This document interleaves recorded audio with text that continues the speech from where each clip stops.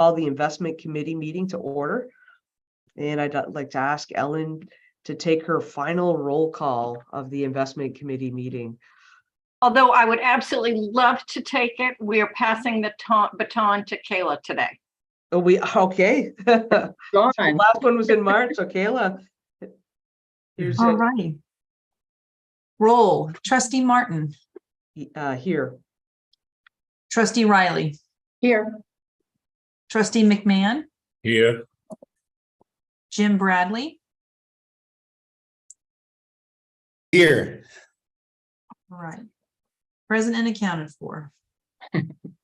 Excellent. Thank you. You did a great job. Like to remind all meeting participants to please leave your mics muted when not speaking.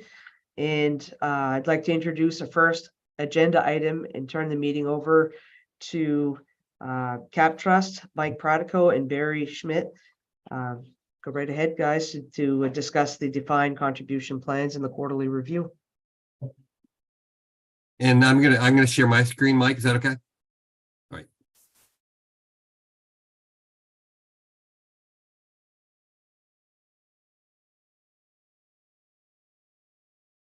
Did everybody see my screen? Yes, give me a thumbs up. All right, thank you. So, thank you, Trustee Martin. As you all know, our quarterly review is designed in really a couple buckets. The first is a topical in nature, so we want to make sure that the trustees are no more than 90 days out of things that are happening within the marketplace. And so our presentation will first focus on some of those topical items, and then we'll go right into the market commentary, and then we'll go into the funds themselves that we are monitoring. We don't have any fund change recommendations today, so that will be going pretty smoothly. I'll then turn it over to Mike to talk about the fee benchmarking, fee leveling exercise, and then we'll wrap it up with the investment policy statement. So when we look at the market over the last year in particular, because the Fed has raised rates, there's been some discussions on vehicles that are more shorter term in nature and the impact of that with respect to portfolios of plan participants, faculty, and staff members. And so we put together a couple things here, just really an educational opportunity in terms of stable value and general account products. And then the next page is stable value and money market funds. And so if you think about where we are today, we have two investment vehicles, the TIA Traditional, which is a general account product. And then we also have the Vanguard Federal Money Market Fund. And the net of all of this is really that when the Fed has raised rates so quickly, we started to see money market rates compete with stable value type products or general account type products. And so people have voice should we have a money market fund in the absence of a general account product or a stable value fund? And the answer is no. I mean, over the long term, TI Traditional in particular has really done well for participants over the long term. But if you look at a general account product, some of the pros are obviously they have a attractive yield. TI Traditional right now is paying 6.25%. And so as the Fed has raised rates, so too has TI Traditional. Has really been a benefit for those that want to take some of the risk off the table. The good thing about general account products, they typically pre-announce their rate. And so TIA has announced that quite often for over the last year of increasing their rates. The principal plus the interest is guaranteed by the insurer. So insurer's risk is really important. So we spend a lot of time on the claims paying ability of TIA as an institution. They're a highly rated insurance company. But the things that you need to balance is they do have liquidity constraints. And so with the version that we have today, they have a 7-year lockup. The legacy annuities that we also have in the portfolio have a 10-year lockup. So they get a very attractive rate, but there is certainly some liquidity restrictions with respect to the particular vehicles we have today. And this is just another chart. The next page is on, like, when we look at where stable value or general account type rates are, we're starting to see that gap narrow based on the recent Fed action. But because you have both TI traditional as well as the opportunity to have a money market fund in the form of the Vanguard Federal Money Market Fund, we think are covered in both ways. And to give you an idea, the Vanguard Federal Money Market Fund last year, on a one-year basis, has earned 2.66%. And again, TI traditional is paying 6%. So clearly, that's been a benefit to your plan participants. The other thing we're starting to see a little bit more of is, like, is there interest? You already have this today, is brokerage accounts. So we surveyed our clients, and when we look at our clients, we broke them down into 401k plans and 403b plans. So 24% of our 403b plans have a brokerage account. You have a brokerage account, and that percentage would go up dramatically if we segmented out anybody that had multiple record keepers over time, and we went down to a single or multiple or less record keepers going forward. That tends to be a pressure release valve for participants if you're doing a consolidation, to offer a brokerage window for those participants. So, we feel very good about, kind of where we are. It's not overly utilized, so we don't have so much money in brokerage that it would raise some yellow flags. So we feel very comfortable where we are. On the right-hand side is within brokerage, what sort of opportunity set is out there. We, at this point, have been only mutual funds. 403b can only invest in regulated or registered type products. So we are, in essence, relegated to mutual funds. The only thing that we've seen more recently is that we have seen where TIAA would have the ability to offer ETFs or registered ETFs. I don't know if that's an issue or a gap within a particular person's strategy. So if there was an opportunity, or if you felt the need to offer ETFs within the brokerage window, we certainly would support that type of offering. Jim, I'd kind of maybe ask you, Jim, like, in your capacity with some of your clients, do you perceive that to be a gap today? I mean, it's certainly something that we'd welcome having the ability to utilize for our clients. It's there's a fairly substantial kind of consideration when it comes to availability of choices and cost on the mutual fund list. As you may know, they keep a list of no transaction fee funds and transaction fee funds. So typically clients are either absorbing a higher investment expense or a ticket charge if they're utilizing it, which they wouldn't necessarily have to be doing if they had the ETF option. So it's something we would be in favor of.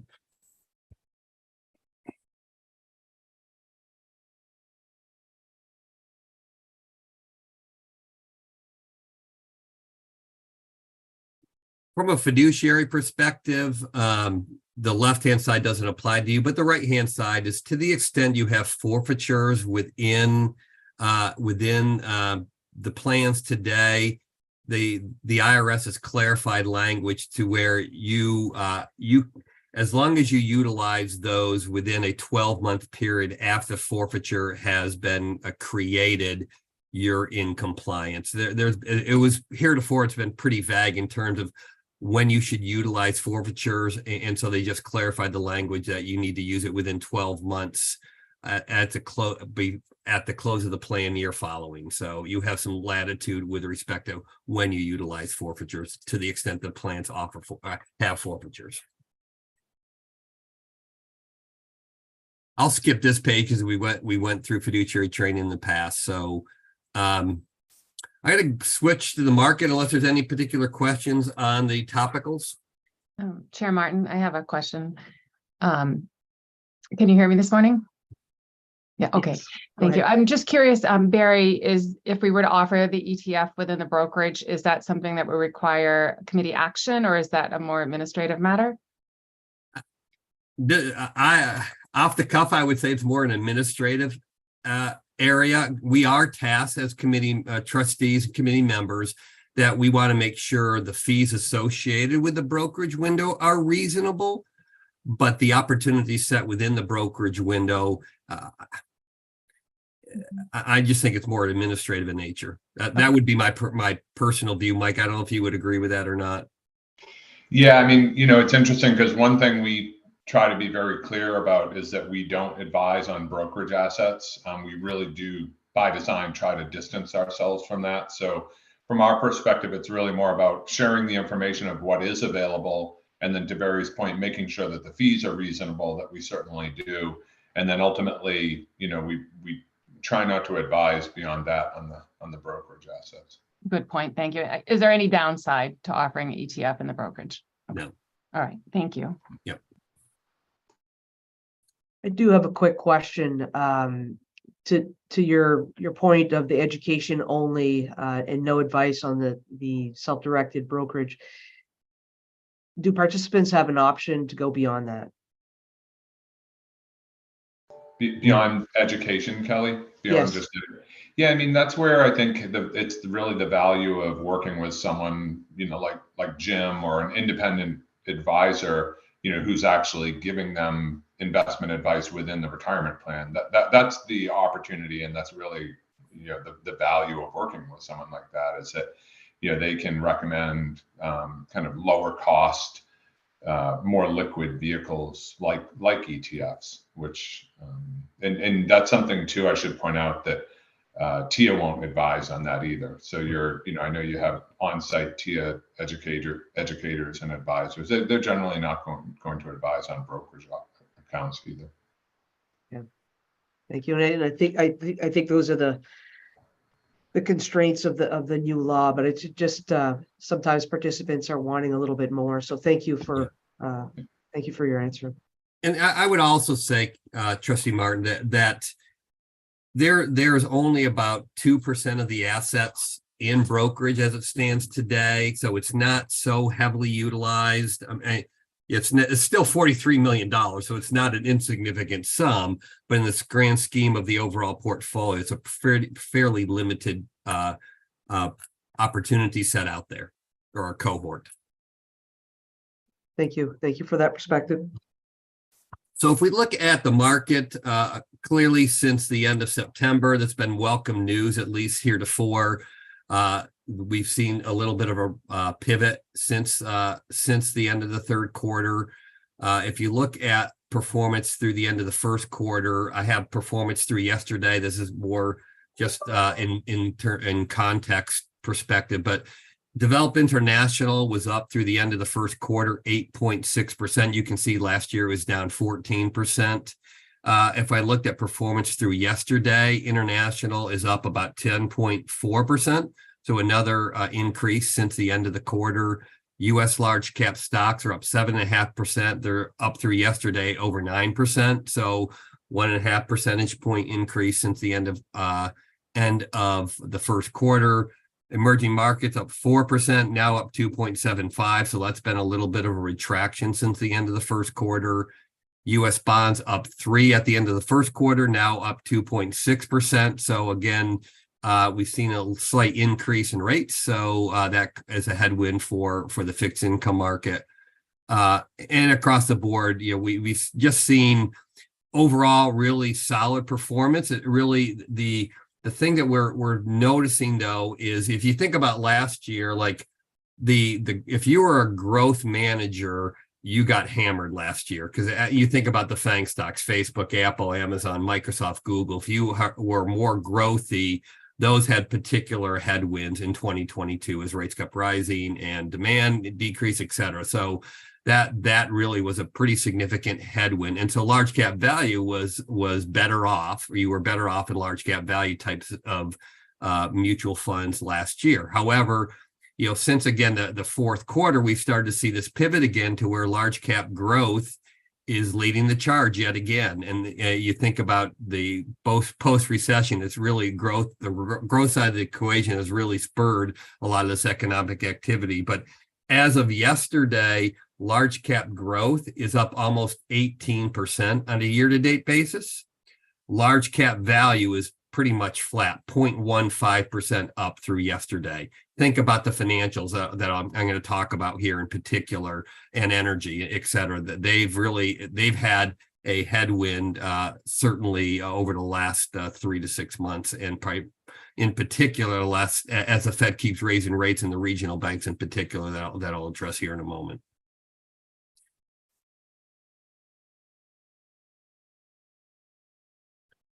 So if we think about like forward-looking views, like what's driving the market forward and what's preventing the market from moving forward, and I'll start with the tailwinds. Consumer goods inflation is easing. We're starting to see like food, housing, gas is gradually abating. Logistic pressures, the supply chain is starting to reopen a lot more than it was in the post-pandemic period. Warmer weather has benefited oil and gas prices if you're the consumer. And then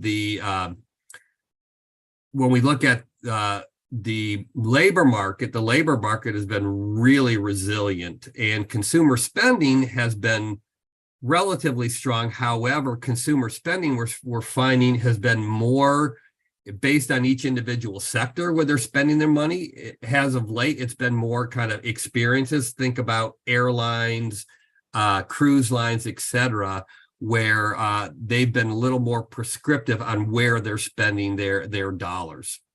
And then last year, like the traditional 60-40 portfolio really did not help from a diversification perspective, based primarily on the Fed rate increases and what it did to fixed income. But so far in 2023, it's really resurrected to more of a normal, we're hopeful to be a more normal going forward kind of diversification opportunity set. On the left-hand side, the headwinds, the Fed conflict, again, there's no playbook that the Fed is drawing from because we've had a very sticky inflation, but also very low unemployment. At the same time, the Fed is now facing some challenges with respect to the financial system. And so they're balancing like price stability, and they clearly are resolute in that, with the risk of these regional banks in particular that are really under some tremendous pressure. If you think about the financial system in general, a lot of these large banks like the JP Morgans, the Bank of Americas, the Wells Fargos of the world have a really well-diversified portfolio. So they have a wide variety of products to offer to their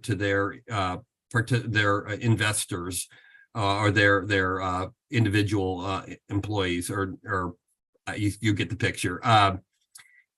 The regional banks are a lot less diversified, and so you think about Silicon Valley Bank, and it was a traditional run on the bank. And when they back up, when somebody puts their money in a demand deposit account or a checking account, they buy longer term treasuries. So that's a pretty common practice to kind of hedge their assets to have some capital with respect to that. When depositors withdraw, at some point they have to sell those securities to back up the deposits. And when they sold in a market that was down 13% in fixed income, it created this kind of wave of a bank run. And so we're seeing that play out. But if we look at Chairman Powell's comments, we look at Treasury Secretary Yellen's comments, they said overall the banking system is sound, but there are certainly some regional pressures with respect to some of these banks. And that ultimately earnings are going to be impacted. We do think there's a general slowdown in the overall market, so we do anticipate earnings are going to be in play, at least on the downward trend, although Walmart this morning increased their forecast. So, we'll see kind of going forward, but they're buying more, I guess, white label or Walmart type of products. So the consumer is being more prescriptive on where they're spending their dollars and what they're spending their dollars on. And I think that the main takeaway here on this page is the debt ceiling. The Republicans are saying, any increase in debt ceiling has to be a direct offset of cutting somewhere. And the Democrats are saying, let's get through the debt ceiling and we'll talk through what we want to do in terms of budget cuts. And so there's this push-pull. And so we do anticipate at some point they will compromise, whether that's kicking the can down the proverbial road again or not. But that's kind of top line news at this point today. Any questions before I move on to the review itself or comments?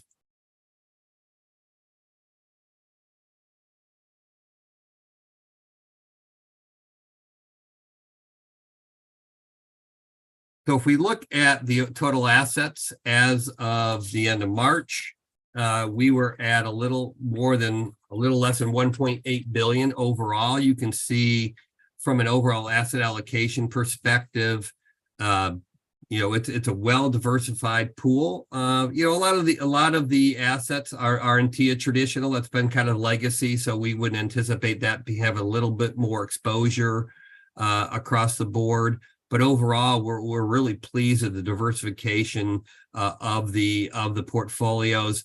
The Vanguard Retirement Series has a little over 14% of the assets, and incrementally over time, when people join the system, they don't make an election automatically, they default into the Vanguard Target Date Fund. So incrementally, we do anticipate that those numbers increasing over time. And this is just another way to look at this. TIAA has about 29% of the assets in TIAA traditional. Again, that's the fixed account. Vanguard is the second largest holding. CREF stock, again, a lot of legacy assets that were here. And so they have about a little less than 12.6%. And then as we start to go down, you'll start to see a lot less exposure overall across the board, but it's certainly well diversified.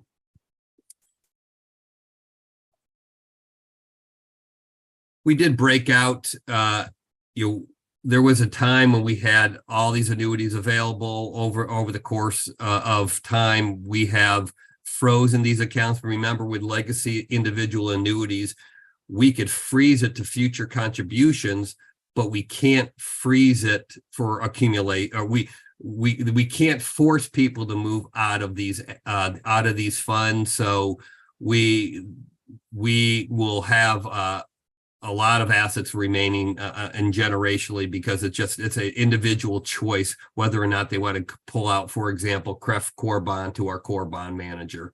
So we do think over time, as attrition occurs and these are not invested, we'll see that, but incrementally we'll see that going down. It's not going to be a mass exodus.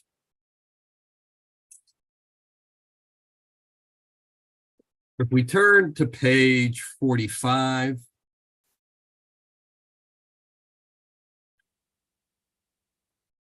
as I mentioned in the outset, we don't have any funds that are failing or even marked for review from a policy guidelines perspective. We are going to talk about the investment policy statement later on in our presentation today, but it doesn't mean that we don't have funds that are under some stress. Like, for example, the American Funds Euro Pacific Growth Fund, had a really tough go in 2022 because they have a growth bias in that particular portfolio. And so when growth is out of favor, that fund will have some challenges. When we look at performance through the end of the first quarter, because growth is now back in favor, at least on the short-term basis, that actually has improved performance. So again, we're having managers that are going to pivot based on this market, but at the same time, that's why we tend to look at 3 and 5 year performance, because it gives us a good gauge under a more full market cycle perspective. Harbor, the same thing. Harbor They're a lot more growthy. You think about the FANG stocks, there's certainly a lot of exposure within the Harbor portfolio. They had a really strong quarter, and if that continues, we would anticipate their performance improves as well. But they're not failing policy guidelines at all.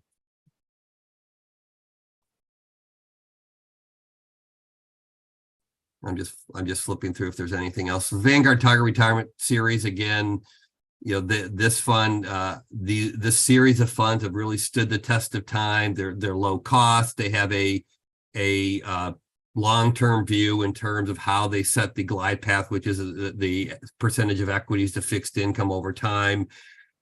Because Vanguard employs a global asset allocation perspective, they tend to have a lot more international exposure. And when we looked at the performance through even yesterday, international has outperformed domestic equities. So we would anticipate them outperforming, at least for the short term, from an asset allocation perspective. And then again, these are just the index products. As long as you have low tracking error and low fees, you're going to pass our policy guidelines here. So that's really my prepared comments before I turn it over to Mike and switch gears. Are any comments on the quarterly review?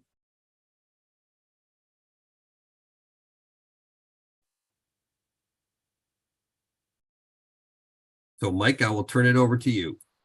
Okay, great. Well, Thank you, thanks very Barry. much, Barry. I'll go ahead and share my screen. If you want to stop sharing yours. Oh, okay.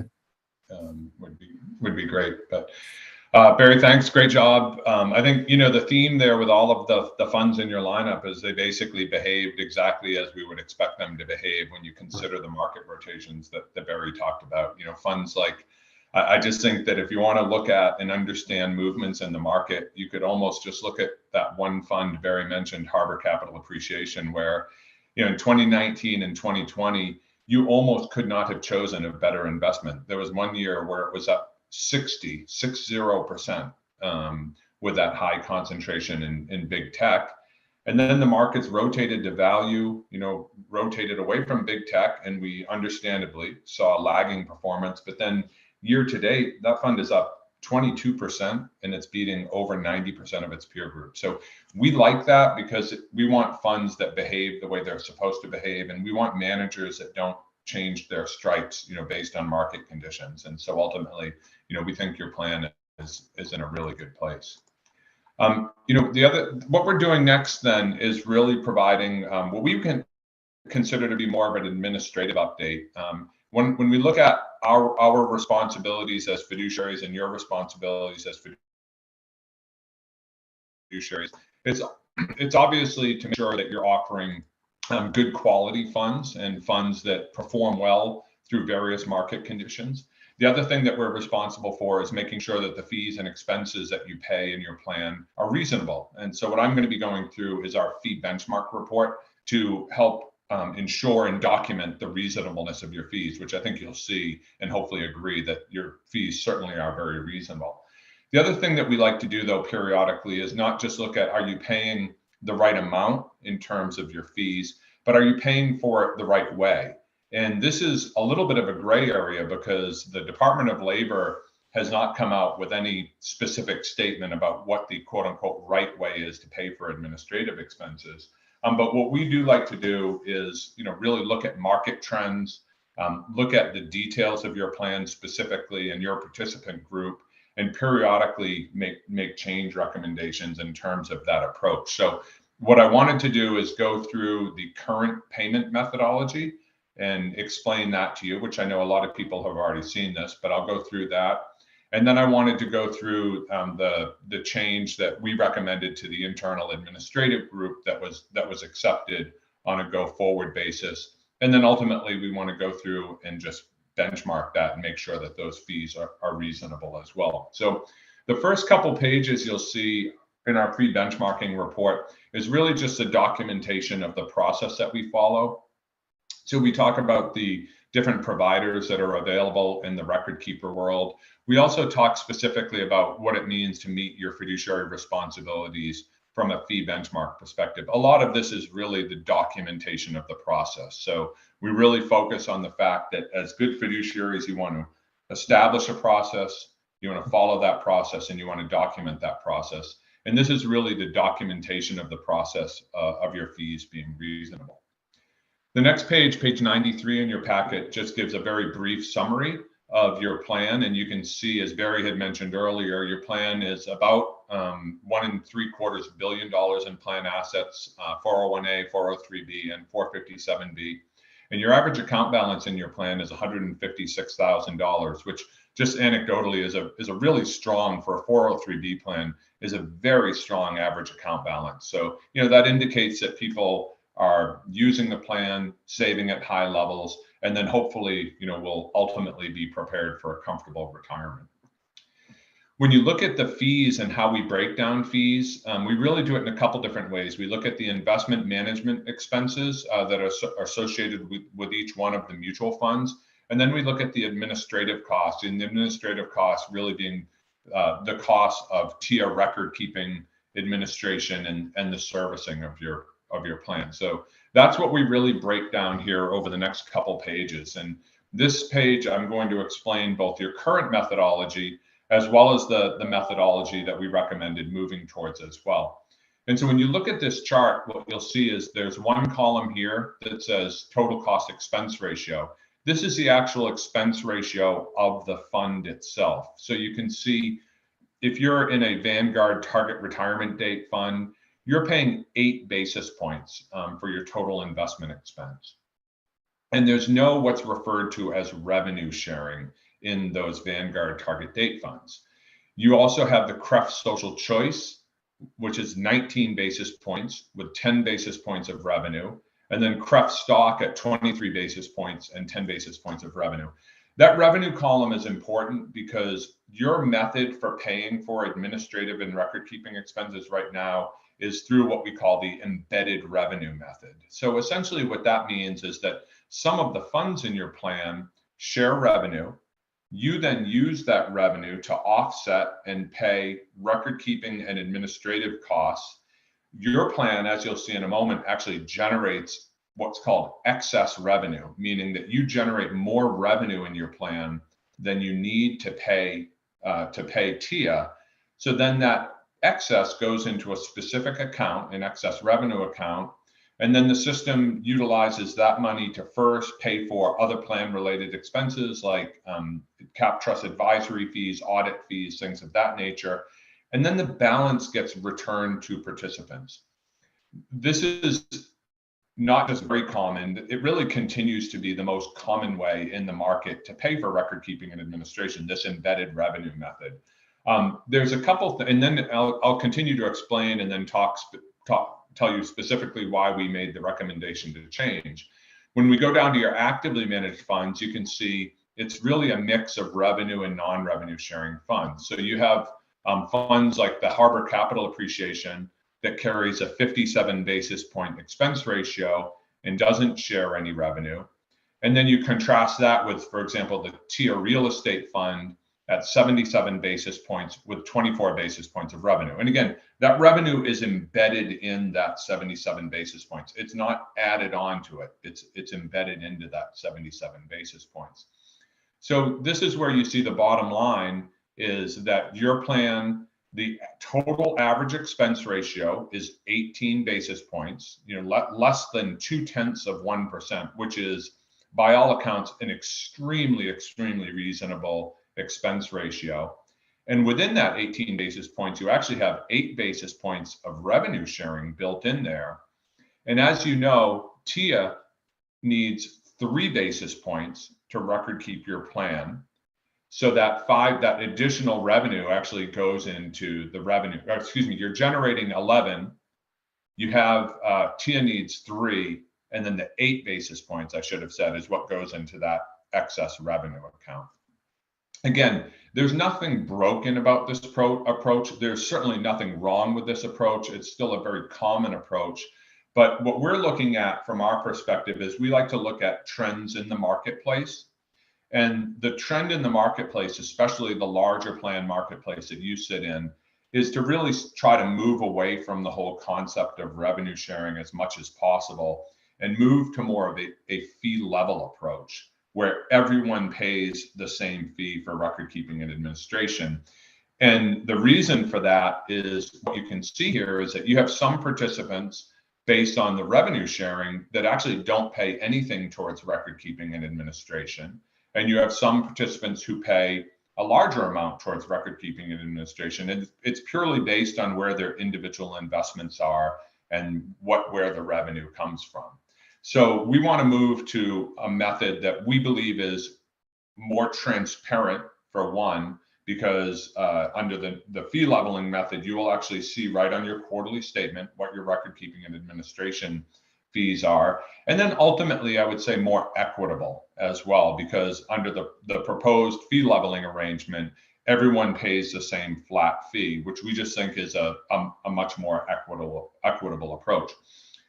A couple things have driven us to this point right now. You know, I think it begs the question, well, why didn't you do this sooner? And there's a couple reasons for that. One is that TIA's fee leveling capabilities have really evolved over the last few years, where they are now capable in our minds of administering a fee leveling arrangement like this. In addition to this, TIA introduced a new share class of non-revenue sharing funds, R4 share class, which will ultimately, reduce the investment expenses as well. And then finally, as we over time have been able to successfully negotiate lower fees with TIA, it's allowed us to move into more and more non-revenue sharing funds. And that's ultimately created this, kind of bit of inequity, if you will, in terms of who's paying and who's not. So one thing that's difficult, I will say, about TIA administering plans, and Barry alluded to this earlier with all of the individual contracts that are part of your plan, is that there will always be some form of revenue sharing with TIA. I mean, that's just the nature of those individual contracts. So what happens under a fee leveling arrangement is that as opposed to that revenue that still remains in your plan going into a revenue account, the revenue is actually credited back to the individual participant that is invested in that plan and that's generating that revenue. So the revenue gets credited back to each of the individual participants. And then what you would do is then the participant would just simply get deducted their flat fee. So the proposed flat fee from TIA, in order to move from the current embedded revenue asset-based fee over to what we think is a better approach over the long term, is $49 per participant. And that's per year per participant to cover TIAA's record keeping and administration. In addition to that, in order to continue with the current method of paying for other plan related expenses like cap trust, audit, and other expenses like that, that would require an additional $19 per participant as well.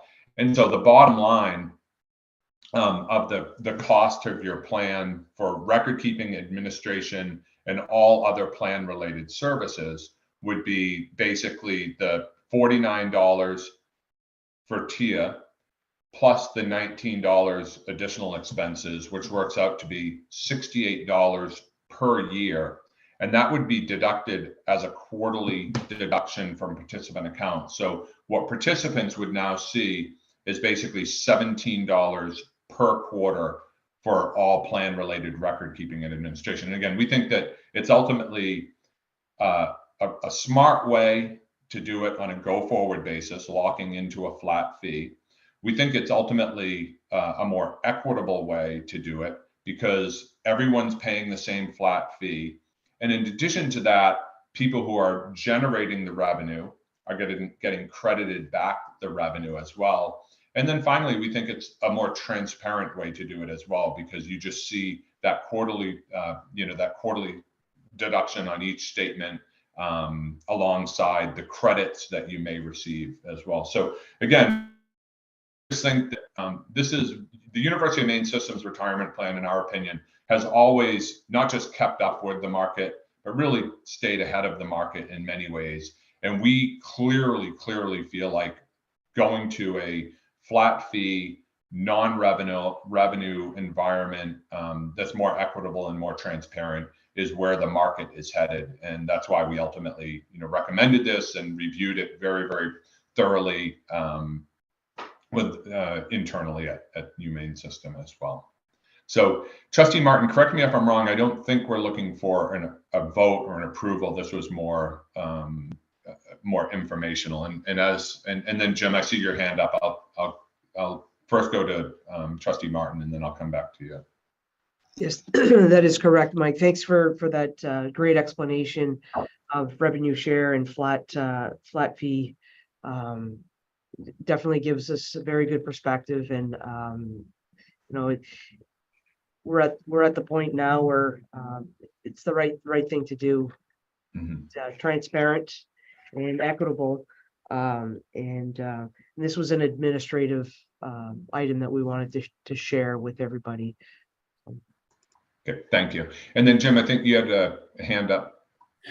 Sure, and solely to play devil's advocate, it's it seems like a logical way forward, but if I were to try to make reach for potential arguments that could come up contrary to this, I'm thinking of the typical lower paid employee, less sophisticated, more likely to be in a Vanguard target date fund, where up until now they've paid plain and simple 8 basis points, and going forward now it's 8 basis points plus a visible fee that they're seeing on their statement, which is not only something, a fairly significant increase from nothing, but also a higher percentage of their balance on average than a higher paid employee. So like I say, it's something I just wanted to throw out there, and I'm not sure if it's an argument that's come up in the past. Yeah, oh, absolutely. It's a great point, and it's one that we really debated internally over and over and over again. And ultimately, the decision was made. What's ultimately in the best interest of the majority of the participants in the plan and the plan overall? And certainly our strong recommendation was to move to a flat fee.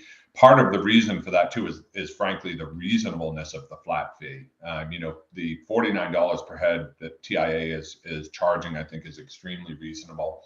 And the other thing, to your point, which you articulated perfectly, is that people who have been in the Vanguard Target Date Fund, frankly, have not been paying for administration at all. And I think there's obviously an inherent unfairness to that. So the cost of record keeping and administration is the same whether you have a $1,000 account balance or $1 million account balance. And so we think that while it certainly might not be perfect, we think in the end, the flat fee approach is ultimately going to be in the best interest, we think, of all participants. We think it's the majority of the participants right now. And I think, as to your point, as people are hopefully in the plan, saving more, getting the University of Maine system contributions, then ultimately I think they're going to look at that flat fee and say, yeah, that's definitely the way I would prefer to pay it. But yeah, it's a great point. And ultimately, when we're making these recommendations, it always kind of circles back to that, is pro rata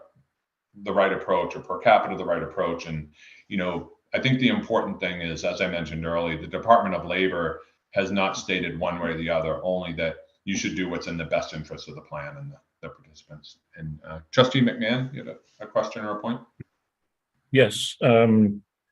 If we're planning to do this, how would we communicate it to the plan participants? It's change. People don't like change. They don't like change in retirement plans and medical benefit plans in particular. So how would you communicate this change? Yeah, it's a great point, and also one that we certainly discussed internally. The good news here is both Barry and I have gone through this change, dozens of times at this point with other clients. And so we feel like we have a process down that's both clear and effective. What we would do and what we talked about doing is having CapTrust actually host a series of seminars. And the nice thing about this new environment where you can do meetings virtually and you can record meetings, is we think ultimately we're going to be able to see and touch a lot more people by doing some virtual seminars that will ultimately get recorded.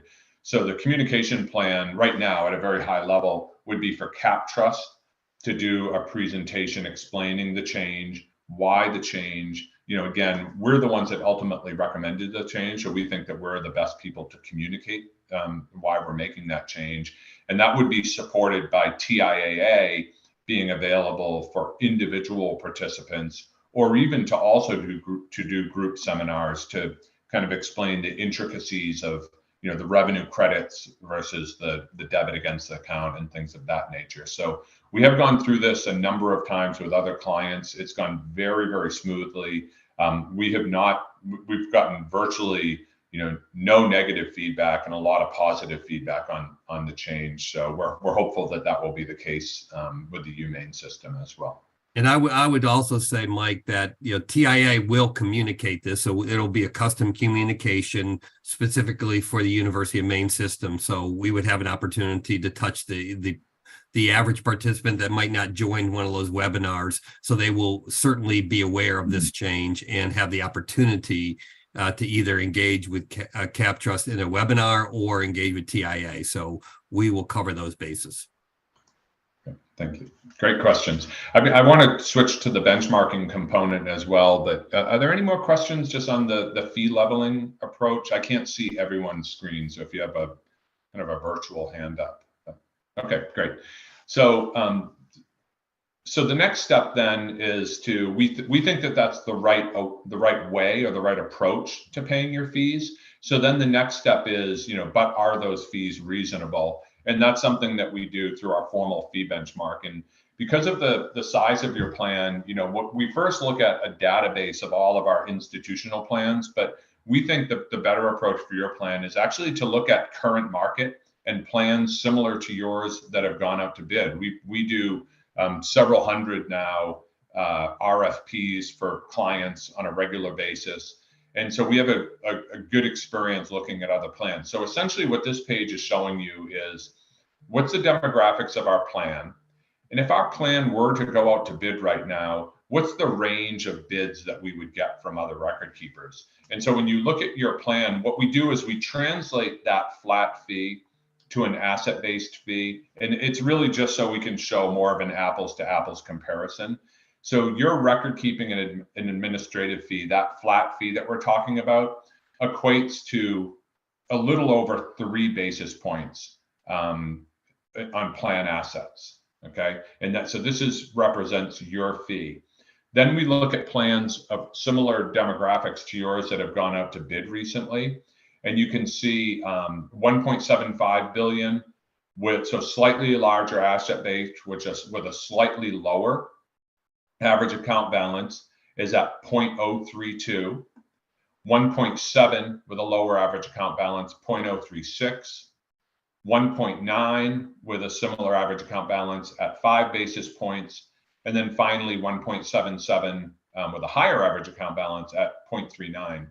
The point of this is that, certainly it's nice to see that you're in the range of, if you were to go out to bid, the range of reasonableness. But you're actually, we would argue, we think you could make an argument that you're maybe even slightly below market on the fee size. It's certainly reasonable. And so the next page, what we document, and keeping in mind that as fiduciaries to your plan, we are responsible for not just monitoring the funds, but helping monitor the fees as well. So we're very comfortable, putting in writing as part of this fee benchmark exercise that your plan is reasonably priced and certainly in line with market.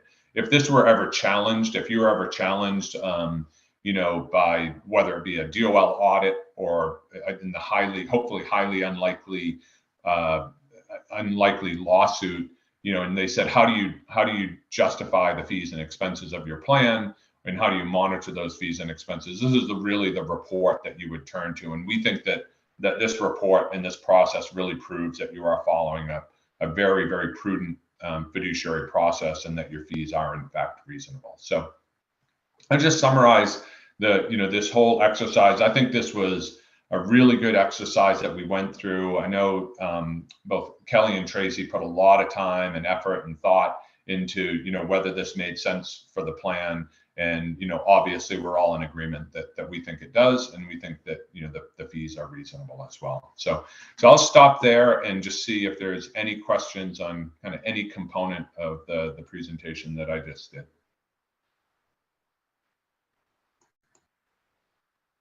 No questions? Okay, so there are no Sorry, questions. I just got a quick question. I wasn't fast enough moving screens around. Sorry.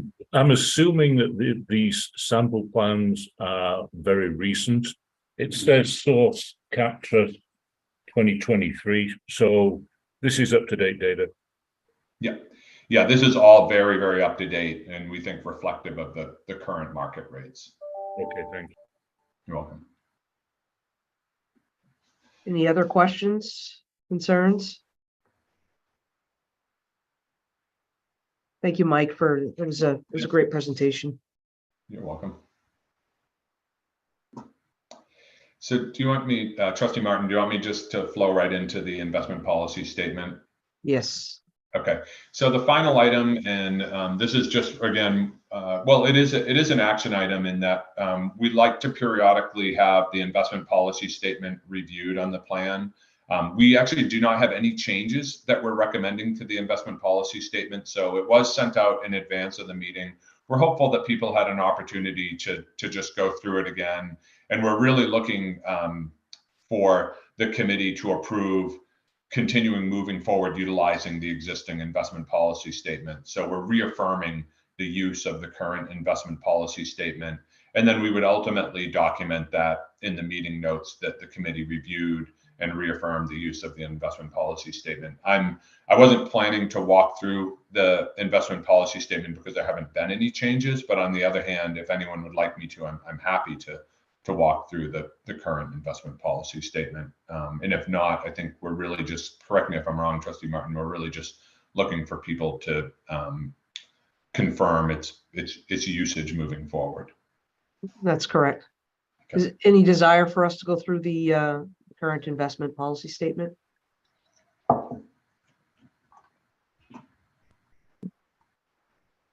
Silence sounds like a no.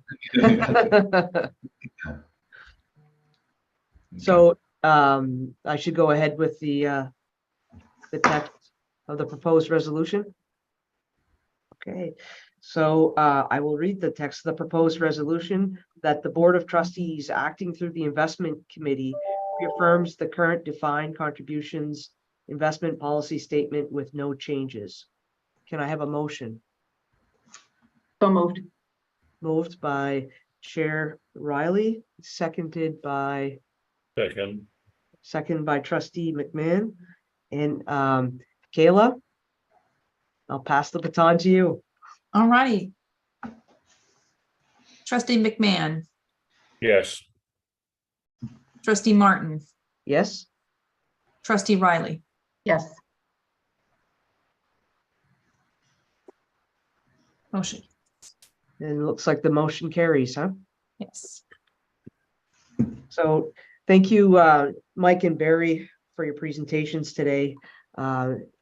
Definitely very insightful, and we definitely appreciate your guidance. So thanks until next time.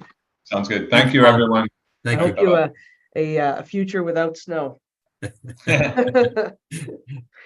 All right, carrying on. Kelly has joined us, I believe. There you are. Good morning, morning, Kelly. everyone. It's good to be with you. So we have Kelly from NEPC, and she's going to discuss capital markets, the outlook and performance reviews of our three portfolios, the managed investment pool, the pension fund, and the operating fund. So without further ado, Kelly, I'll transfer the meeting to you. Great. Thank you so much. Let me just share my screen. So give me a moment here. Okay. And then let me make it bigger. Okay, can everyone see that okay? I'm seeing head nods. Okay, wonderful, great. So as trustee Martin mentioned, I'm going to go through a quick market outlook. I'm going to focus more of my comments on NEPC's outlook. I know CapTrust probably went through kind of market benchmarks and their outlook as well. So I'll be relatively brief there. Then we'll move into the performance of the portfolios, which from my perspective has been strong in the first quarter. And then we will talk about an asset allocation recommendation. Well, technically you approved it at the last meeting, but it's the manager recommendation to implement it. And then we'll end the session with the investment policy statement review for all three portfolios. There are some changes given the asset allocation that the committee approved at the last meeting. Before I go into markets, I just wanted to say thank you to Tracy. She attended our annual investment conference last week. It was a great 2-day event.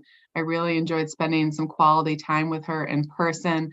So just wanted to let you all know that did occur last week and that Tracy did attend, and we were happy to have her. Moving on to our market outlook. Here is just 4 bullet points of kind of what we're seeing in the marketplace and some of our views. The first one is really around kind of what's happening in the banking markets. We saw the collapse of Silicon Valley Bank. We've seen some issues with some smaller banks, First Republic, Signature Bank, and then obviously what's happened over in Europe with Credit Suisse. This is something that we're watching. We don't think that this is, a widespread contagion event. But we are seeing, obviously, when we look at the equity markets, obviously the financial sector has been lagging because of this. We've also seen some flight to quality with treasury yields falling because of this. And we're also seeing movement from bank deposits into money market funds. And part of the reason there is that money market funds, have been increasing their rates following the Federal Reserve rate increases that we saw in 2022, and the bank deposits are lagging. And we're seeing actually flows out of it. And so one of the things that we're watching is, will this impact credit markets and really credit lending? Should the deposits continue to come out of the banking sector, could this, reduce future credit lending? And if so, that could bring in a wider event, slow down credit, rise unemployment, and really impact the economy and possibly lead to recession. So it's one of the areas that we're watching. In terms of markets, we saw the first quarter be really strong in terms of equities and even fixed income returns because we saw lower interest rates. And this was despite, the equity performance was really despite the banking news, inflation, and continued questions around monetary policy and what the Federal Reserve is going to do. In terms of looking at the equity market, and specifically the U.S. equity market compared to past downturns that we've seen, we're starting to break a little bit of a trend to past bear markets that we've experienced. So from our perspective, it's hard to understand if this is the end and we're going to kind of just move forward from here, or is there going to be another leg down? So there's uncertainty around both of that. We think that there's going to potentially be some volatility in the near term around the debt ceiling and the conversations that are happening there. And certainly there's going to be volatility around market expectations of what the Federal Reserve is going to do, and then the Federal Reserve median outlook. I think we're seeing a little bit of dispersion that the market's forecasting a rate cut in 2023, where the Federal Reserve has indicated that, that most likely is not going to happen. So the market's forecasting more of a hard landing, where the data coming out of the Federal Reserve is more of a soft landing. So a lot of volatility expected going forward. In terms of equities in the recent quarter, because of those lower interest rates, we saw growth equities do well. When you look at the S&P 500, really just a small subset of companies really led the way for returns, such as Google, Apple, Amazon, and Tesla. And then in the quarter, we also saw that growth did better than value, which was a theme where value was doing a lot better in 2022 than growth equities because of that higher inflation. So because of kind of this uncertainty, like we're going to have volatility, but markets are doing okay. Markets, are, thinking of more of a hard landing. We don't know if it's going to be a soft landing. So we don't know whether we should be advising clients to overweight or underweight equities. So at this point in time, we're recommending clients stay at equity targets until there's a little bit more clarity on what's happening within US equities and just broad global equities. In terms of fixed income, I mentioned that rates fell. That was good for fixed income returns in the first quarter. We saw a lot of volatility with rates, especially at the 2-year part of the Treasury curve during the quarter. It moved 80 basis points lower at one point in time. The yield curve's inverted. It's been inverted for about 9 months now, which typically signals a recession. However, we're coming from a point where we've had significantly higher inflation than we've seen in the past recessions. And because of this, in some of my earlier comments about the uncertainty of the equity markets, we're advising clients to ensure that they have the appropriate levels of liquidity in their portfolio, that their fixed income duration is in line with policy targets, so not going underweight duration or overweight duration. And part of this is due to, if we should see a break in markets, we want to be able to rebalance and have the liquidity to rebalance, whether that's away from equities or back to equities, if we should see that opportunity present itself in 2023. And then just to move forward here, our general portfolio positioning views, I've mentioned some of this already. Holding equity at strategic targets. We still like large cap value equity. You don't have a dedicated exposure to large cap value equity, but there is some value exposure through small cap and even within international. If you remember from the past few quarters when I've spoken to you, we've been positive on short-term investment grade credit. You do get some exposure to that through some of your managers such as BlackRock. We were advising clients to have a dedicated allocation there. We've kind of backed off of that a little bit, just given where cash rates are now. It's actually a little bit more beneficial to actually hold cash given where rates are. I just mentioned be prepared for equity rebalance opportunities. There weren't many of them in 2022.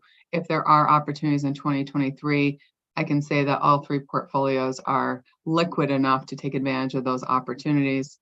And then obviously having that liquidity in the portfolio and a bias towards safe haven fixed income, which is one of the things that we talked about the last meeting with the asset allocation study, was having a dedicated allocation to treasuries, which we'll talk about in a moment.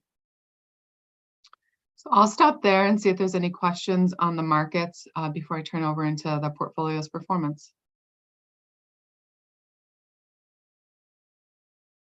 Okay, hearing none, I'm going to move forward.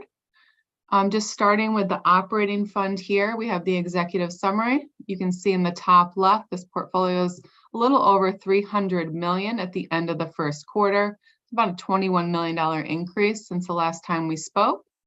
And as a reminder, the asset allocation is across the liquidity pool, which is all cash investments, the income pool, which is diversified fixed income, both credit and treasuries, and then a total return pool, which has some equities, but then also some diversifying asset classes such as long-short equities and global asset allocation. So it's diversified total return, not just pure equities. And when we look at these allocations versus your policy targets, you are in line. There's some notes here in the plan comments. You're very close to those policy targets. In terms of performance, you can see the recent quarter up 2%, and for the fiscal year to date, up 3%.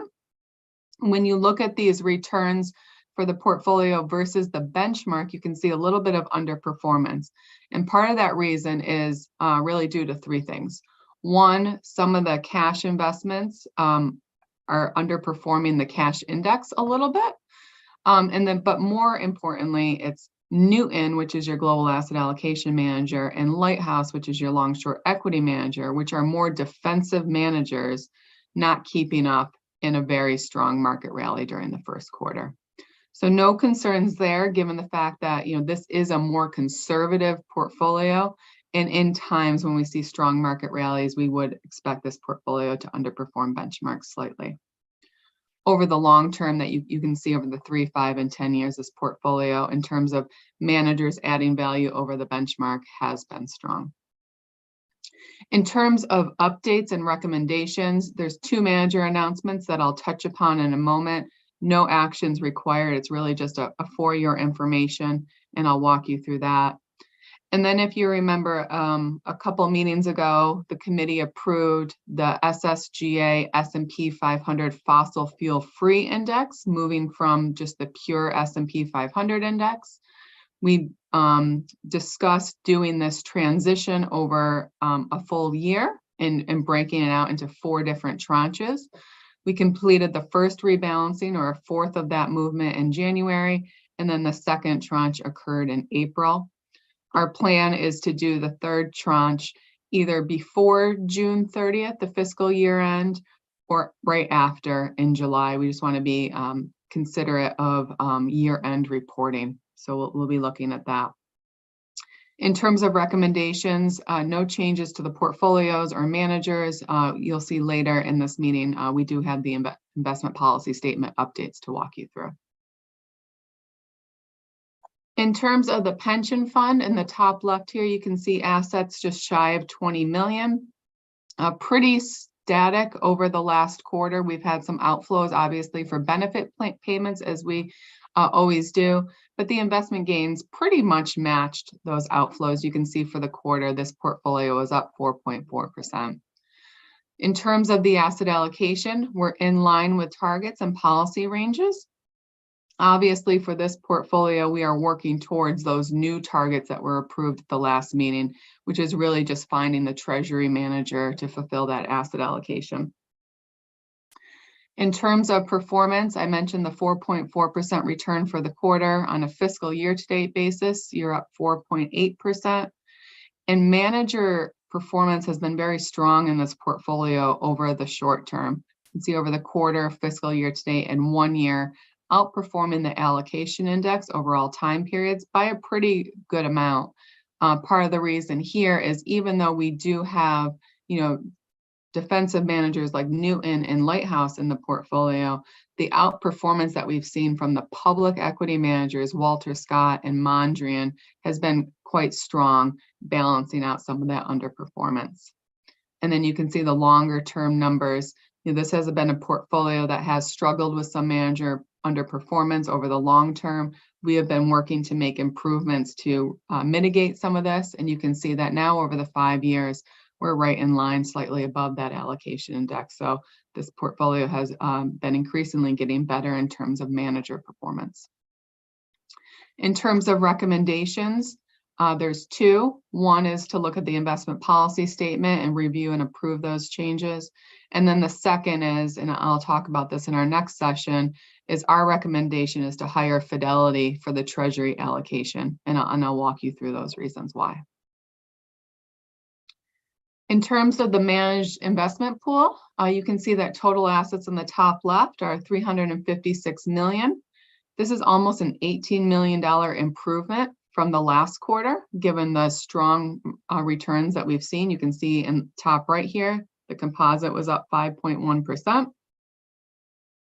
In terms of the asset allocation, you're in line with targets. Again, just the one nuance of in order to get to the new targets approved at the last meeting, we need to hire that treasury manager, but we are in line with the current investment policy statement and targets. In terms of performance, I mentioned the 5% return for the quarter. On a fiscal year-to-date basis, you're up 6.9%. So strong positive returns this fiscal year-to-date, after the last fiscal year was quite difficult given the results we saw in 2022. And over the longer term, the 1 and 3 years, again, similar comments with the pension. We're trying to improve this portfolio's manager performance and have made changes, and you can see that the numbers are getting better over the intermediate term. In terms of ranking, so this is one of the portfolios that we look at your returns versus peers. We use a peer group of other endowments and foundations between 100 and 500 million, which is where your 350 million sits. You can see over the quarter, fiscal year to date, and 1 year time period that the rankings are quite strong. If you remember, 1 is the best and 100 is the worst in terms of rankings. And for the quarter and fiscal year to date, you're close to the top decile. And then the 1 year time period, you're in the close to the top third. Part of the reason here is what we've talked about in the past and what's impacting those longer term rankings being below median. Private equity lags public equity and started to sell off really in the fourth quarter of 2022 and so far in 2023. So those valuations are starting to be hit after the public equity valuations. You do not have exposure to private markets in this portfolio, where the median endowment and foundation has about a 10% allocation. And so your allocation, having more public equity in this portfolio compared to peers and a strong quarter, has led to these strong rankings. So, you know, from the committee's perspective, if we're seeing private equity do well, and typically over the long term, it does better than public markets, I would expect that rankings would be below median. When public equity is doing better than private markets, as you see in the shorter term, I would expect your rankings to be above median. In terms of recent actions, similar to what we've been doing in the operating fund, we've been rebalancing to the S&P 500 fossil fuel free index. We did that in January and April. And again, we'll do that in either June or July. And then in terms of recommendations, we have the investment policy statement and then the Fidelity Treasury Manager recommendation. In terms of due diligence announcements, there are 3 for Aberdeen, which is your emerging market equity manager, Newton, which is your global asset allocation manager, and PIMCO. In terms of all these, they're really just for your information. With Aberdeen, they have hired a new chief investment officer. They had been operating in a co-CEO structure since Aberdeen merged with another firm, Standard Life, and have decided that they need to have a chief investment officer and going away from this co-CIO structure. So we're positive on that change.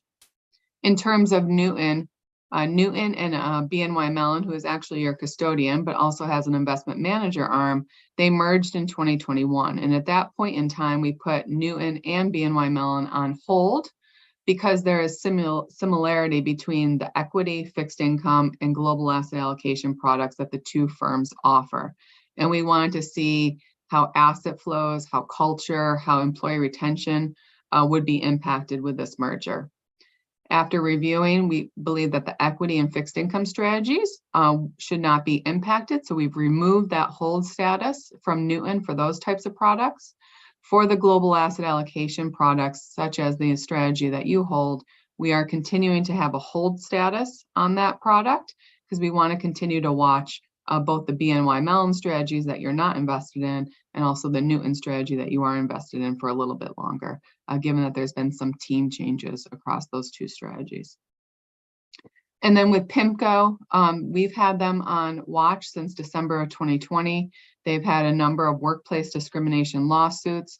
A few of those have been resolved. There is still one outstanding that we continue to have updates with PIMCO on. Obviously, we don't get a lot of information around the intimate details of those lawsuits, but again, we're just continuing to watch PIMCO. So again, just wanted to update you on some of those lawsuits. In terms of performance, and I'm sure this can be an eye test for all of you, it is for me, but just to walk you through some of the manager performance, and we'll start with the managed investment pool. I'll focus first in this section here, the domestic small cap section. You have 2 managers. Combined, they're doing very well.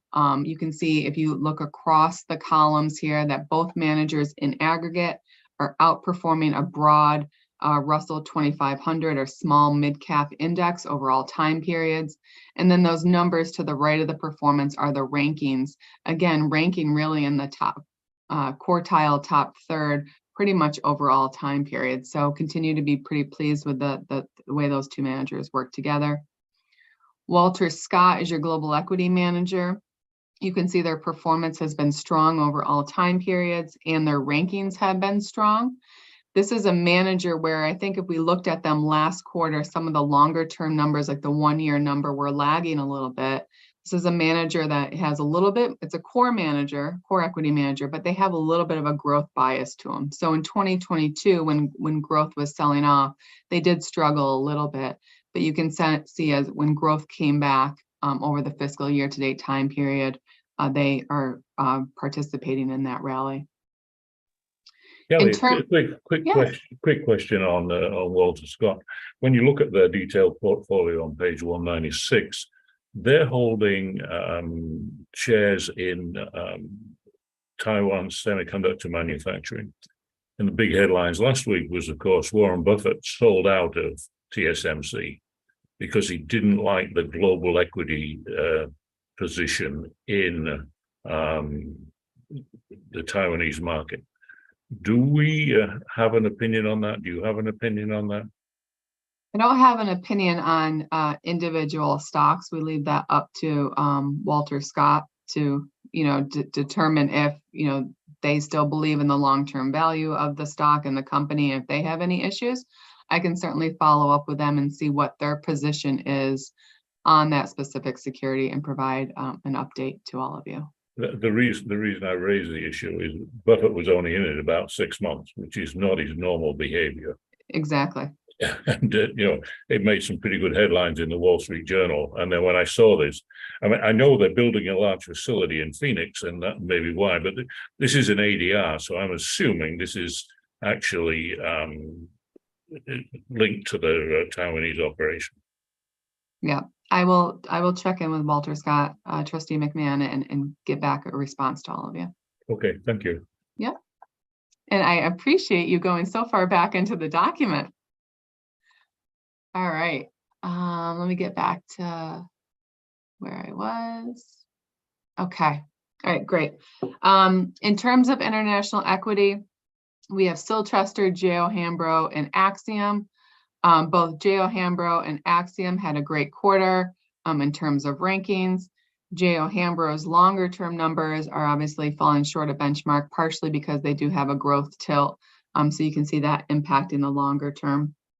Silchester is the newer manager in the portfolio. They're more of a value tilt to complement JO Hambro. The two managers work nicely together in the portfolio.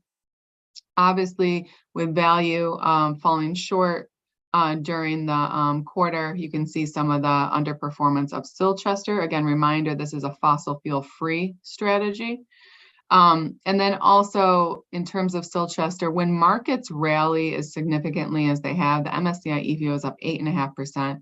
This manager is not going to be outperforming in those types of markets, even if it is a value market. They are a little bit more downside protection. In terms of the emerging market equity managers, again, similar comments to what I talked about in domestic small cap is if you look at the top line, the managers together are outperforming the MSCI Emerging Market Index. The rankings are strong versus peers over most time periods. Part of the benefit of this portfolio has been having the allocation to Mondrian, which is more emerging market small cap focused. You can see if you compare their results to Aberdeen's results over all time periods, they have been performing better. And part of that is having, the domestic small cap consumer story that Mondrian plays into. In terms of fixed income, this portfolio we look at versus the broad market, which is the Barclays aggregate.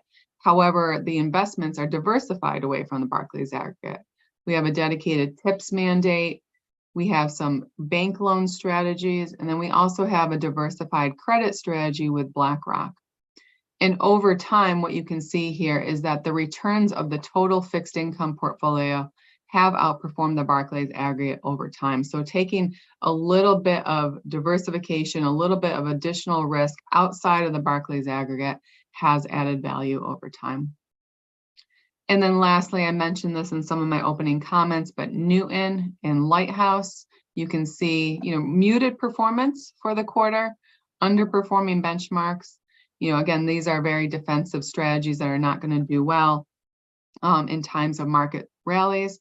Specifically for Newton, Their defensive positions detracted about 2.5 percentage points from their return. They also have some derivative exposure, which impacted their return about 3%. So they did have some positive equity results, but having some of those defensive positions against those equities led to those returns. What you can see is over the long term, 5 years, even 3 years, that the performance of these strategies have done well. In terms of the pension fund, I'm just going to mention this one manager down here, Principal, because all the other managers are overlapping with the managed investment pool. Actually, Baird and Principal are the two managers that are not in the managed investment pool. In terms of Baird, there's no concerns. You can see performance in line with benchmark and decent rankings. And then in terms of Principal, you can see some shorter term negative numbers. Longer term, the results are more absolute positive. This is a strategy where there's an 8% target today. The asset allocation that you approved last quarter is going down to 3%. So at this point in time, we're waiting in a queue to receive our money. There's a gate up today. With the higher interest rates, that puts pressure on the real estate valuations. So there has been a little bit of struggle in the real estate markets, and you can see that in the numbers here. And then in terms of the operating fund, focusing on the liquidity pool here, you can see for the quarter in combination, this was up 80 basis points. The 3-month T-bill was up 1.1. So in my opening comments, I mentioned there was some manager detraction because of that. That's the benchmark we use. You know, some of the money market funds have been performing in line with those 3-month T-bills. But the state pool and the Bank of America General Fund is lagging a little bit compared to the money market funds. In terms of the income pool, Income Research and Management is your short duration fixed income mandate. You can see performance has been strong across all time periods in terms of relative performance versus benchmarks and rankings. And then just to mention down here, PIMCO All Asset is the other manager that's different in the operating fund. Again, strong performance versus benchmarks over most time periods and you know, median or to above median rankings. This is a very diversified strategy that invests in things that you don't typically invest in. So emerging market debt, emerging market equity, tips, real estate, commodities, very diversifying assets that you wouldn't want a dedicated exposure to in this portfolio. So I think that's the end of my comments for the performance section. I feel like I've been talking a lot, so let me stop and see if there's any other questions from the committee on anything I mentioned up to this point in time. Any questions? Hearing none, Kelly can go on to tab 5. Okay, great. So this is the Treasury search that we conducted on your behalf. As a reminder, you approved a 5% allocation to U.S. Treasuries in the managed investment pool and the pension fund. As discussed at the last meeting, and I'll say it again now, we prefer passive implementation in Treasuries. Active management does not add a lot of value in Treasuries, and we prefer passive. It's a low-cost way to get the exposure to U.S. Treasuries. We looked at all of our preferred index providers. So these are 1-rated index providers in the marketplace, and those are BlackRock, SSGA, Fidelity, and Vanguard. We told them about the amounts that we would be looking to invest, asked for their performance and their fees for each of the strategies. And based on the output of that information, you know, typically we always look at performance, always look at fees, typically want a provider that can be in line with the benchmark and provide low fees. And Fidelity came out as the lowest fee option. Here's the actual specific data, and I highlighted the green for Fidelity. You can see that, you know, it's a mutual fund with daily liquidity, and it's 3 basis points, so very, very cheap, and, you know, the lowest cost of the other providers. You know, certainly not by much. You Vanguard, State Street, and BlackRock are all around 5 basis points, but 3 basis points, it's reasonable. And then within performance, I've highlighted this here. It has a nice long track record compared to SSGA or State Street that only has a 1-year track record. And then at the very bottom of this page is the benchmark, which is the 5 to 10-year US Treasury bond. And if you compare those two numbers, you can see that they are in line with their benchmark. These managers all have slightly different benchmarks. That's why you see 4 benchmarks there. We have the Treasury Core Index and the US Treasury Index, which is really an index across the entire Treasury curve. Fidelity is more focused on the 5 to 10-year parts of the curve, and then Vanguard 3 to 10 years. So that's why there's a little bit of difference in performance. However, benchmarks 1, 2, and 3 are pretty in line with kind of the benchmark performance over the long term. So it would be our recommendation to hire Fidelity Intermediate Treasury Bond Index Fund, ticker FUAMX, for both the managed investment pool and the pension. So I'll stop there and see if there's any questions or concerns by the committee. Any questions? Definitely welcome change from my beginning years on the investment committee when we were trying to run away from the negative rates. And so I'm going to read the text of the proposed resolution. That the Board of Trustees, acting through the investment committee, approves the following investment manager change. Higher Fidelity Intermediate Treasury Bond Index Fund strategy for roughly 5% of the total management investment pool portfolio assets. That the Board of Trustees, acting through the investment committee, approves the following investment manager change. Higher Fidelity Intermediate Treasury Bond Index Fund FUAMX for roughly 5% of the total pension fund portfolio assets. So those are 2 hires within the same proposal, within the same vote. Can I have a motion? So moved. So moved by Chair Riley. And do I have a second? Second. Second by Trustee McMahon. And Kayla, I'll transfer it to you to take the roll call vote. Trustee McMahon, Yes. trustee Martin, Yes? trustee Riley, Yes. And it looks like the motion carries. We haven't seen good fixed in treasury rates like this. So it's a welcome change. I know. And if we do see a recession and the Federal Reserve starts to cut rates, having this will be beneficial. Kelly, this is, I should have asked this much earlier in the beginning of our meeting, but I'm a slow start here. Neither you nor the earlier presentation mentioned anything about the war in Ukraine as influential over the market. So we not worried, sort of the China engagement is that I would think that would be a headwind. Sure. We talked a little bit about that, and thanks for the question, Chair Riley. We talked a little bit about that at our last meeting. It's one of our part of our key market themes. So we're looking at Europe's energy transition. We're looking at the China transition, and a lot of that all has to do with the Ukraine-Russia. So especially with the Europe energy transition. So we are looking at it. It has, subsided in terms of recent news lately. I mean, it's been more about the banking crisis and what's happening with the Federal Reserve and things of that nature, but it is something that we are watching and something that has impact. Supply demand has an impact on inflation and also has an impact on energy. Thank you. That's a sad thing when a war becomes just expected stuff. I know. Okay. Trustee Martin, would you like me to move into the investment policy statements? Yes, please. Okay, great.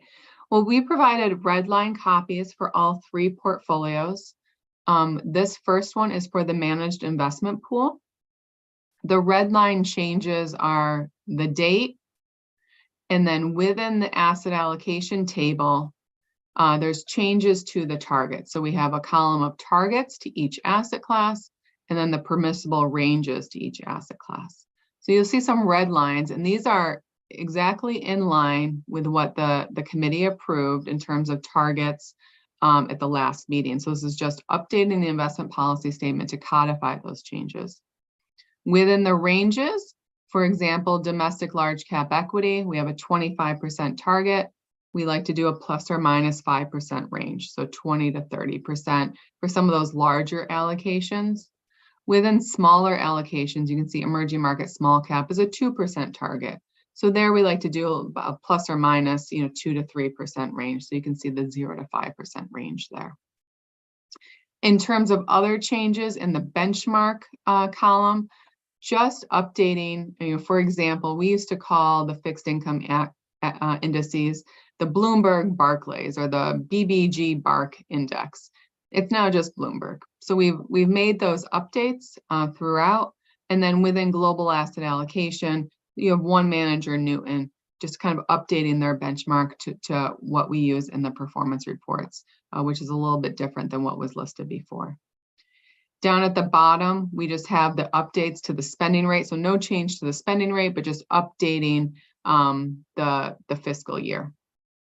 I will note that up here, it should say fiscal year 2022 and fiscal year 23.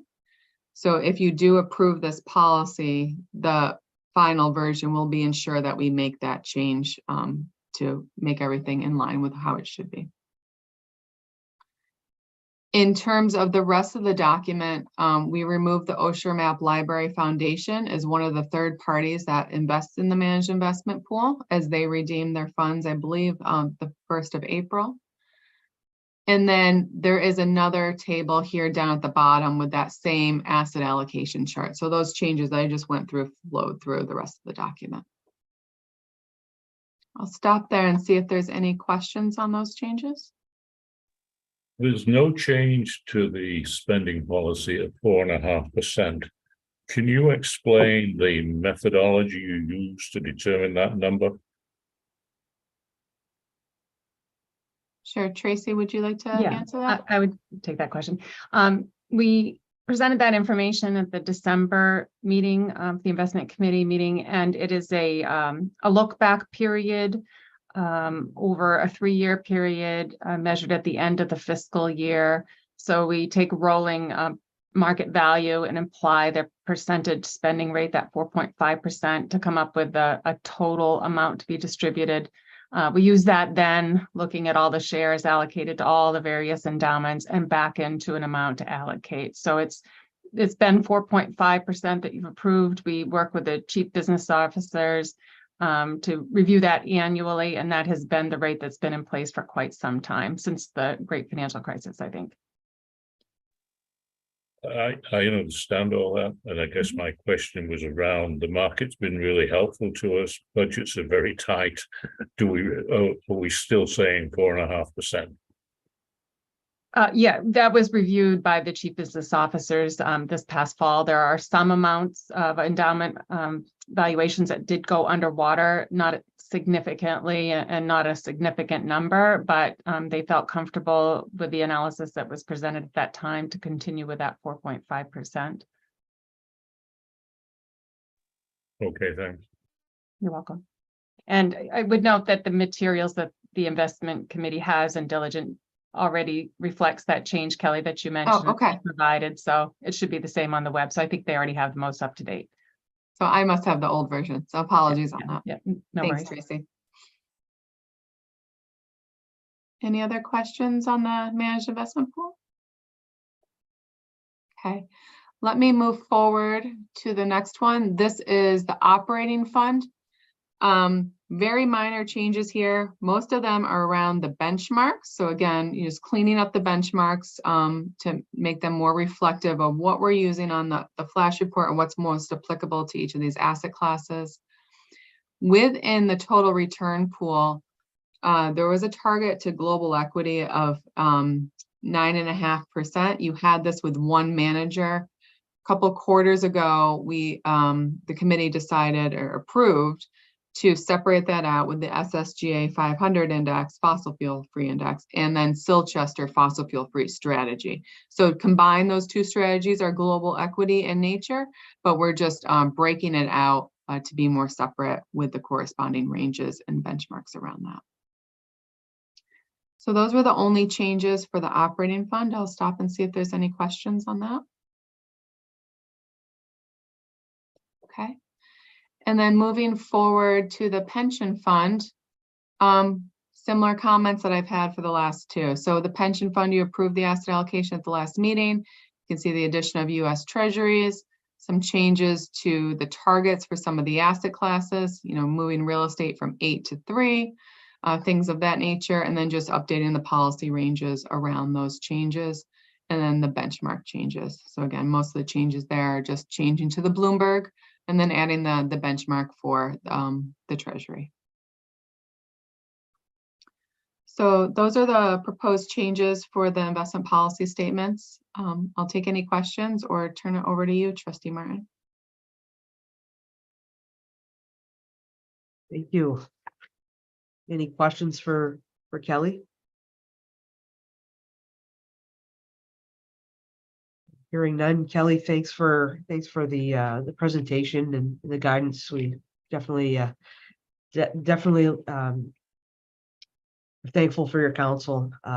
So brings us to the updated investment policy statement, which is an action item.